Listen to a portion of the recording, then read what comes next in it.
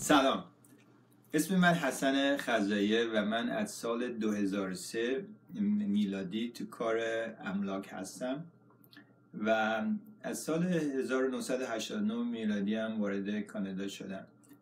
و قبل از کار املاک من مهندس برق بودم و حدود 6 سال تو این کار تو همین شهر ونکوور کار کردم و همه از من سوال میکنن چرا از مهندسی به کار املاک عوض کردم. همونجور که امکان داره بدونید وقتی که ما جوانتر بودیم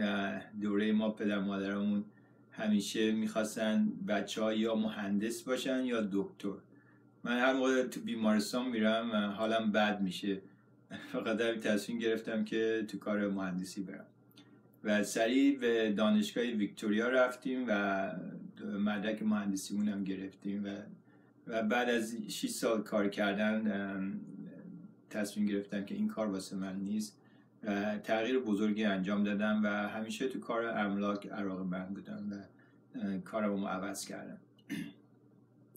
هدف اصلی من اینجا تو این کار اینه که به مشتریامون خدمت بزرگی بکنیم و کارمونم روی صداقت انجام خواهد شد و نتیجهش هم فعلا میبینیم که خیلی عالی شده و بیشتر مشتریامون بعد از اینکه یه معامله با ما انجام میدن ما رو به دوستای خودشون معرفی میکنن و یا اینکه دوباره با ما معامله خواهند کرد و یه مشتری رو ما میبینیم 5-6 تا یا بیشتر معامله میکنیم و امیدواریم اگه شما با ما کار کردید ما رو به دوستاتون معرفی کنید. و من تو کارم جایزه‌های زیادی دریافت کردم و اخیراً رتبه 10% بالای مشاوران املاک تو ونکوور بزرگ دریافت کردم. اگه خریدار هستید و دنبال خونه میگردید ما میتونیم خونه‌های مورد دلخواهتون رو به شما ایمیل بکنیم و اگه فروشنده هستید میتونیم در مورد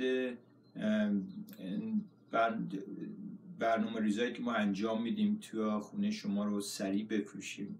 و با قیمت عالی اینا رو میتونیم با شما صحبت بکنیم و این خدمت مجانیه و هیچ تعهدی هم در مورد این نخواهید داشت. امیدواریم که در آینده خیلی نزدیک در خدمت شما باشیم. قربان شما و روز خوشی داشته باشید.